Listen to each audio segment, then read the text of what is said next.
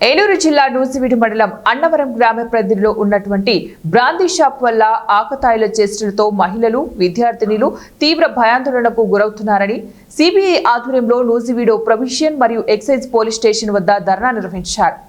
ఈ సందర్భంగా సిపిఐ నియోజకవర్గ కార్యదర్శి నిమ్మగడ్డ నరసింహ మాట్లాడుతూ రాష్ట్ర ప్రభుత్వానికి మహిళల రక్షణ కన్నా మద్యంపై వస్తున్న ఆదాయమే ముఖ్యమని విమర్శించారు।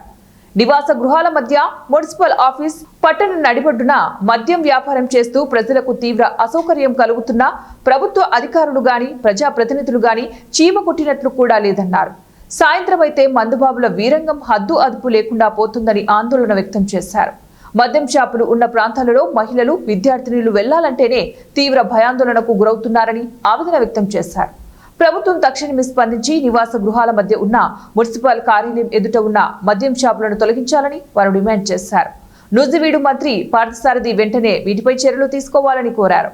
ఈ కార్యక్రమంలో సిపిఐ నేతలు మడుపల్లి నాగేంద్రరావు, చెంగల వెంకటేశ్వరరావు, విఘ్నేష్, బాధిత మహిళలు పాల్గొన్నారు।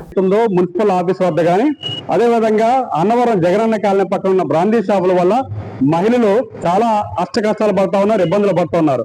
అదేవిధంగా విద్యార్థినులు కూడా సాయంత్రం కాలేజీ నుంచి ఇంటికి వెళ్లే టైంలో చాలా ఇబ్బందులు పడుతున్నారు। ఆకతీయుల వేధింపుల వల్ల మానసికంగా కుంగిపోయి చదువులకు దూరం అయ్యే పరిస్థితి నూజివీడు పట్టణంలో జరుగుతూ ఉంది। గతంలో నూజివీడు పట్టణంలో ఇటువంటి ఆకతాయిల వేధింపులు కానీ బ్రాందీ షాపుల వల్ల వస్తున్న ఇబ్బందులు కానీ లేవు। కానీ కూటమి ప్రభుత్వం వచ్చిన తర్వాత మద్యపానాన్ని నిషేధించకుండా మద్యం ద్వారా ఆదాయాన్ని పెంచి మహిళలకు రక్షణ లేని పరిస్థితి ఈ రాష్ట్రంలో జరుగుతూ ఉంది। స్థానిక మంత్రి గారు కొలుసు పార్థసారథి గారు వెంటనే జోక్యం చేసుకోవాలి।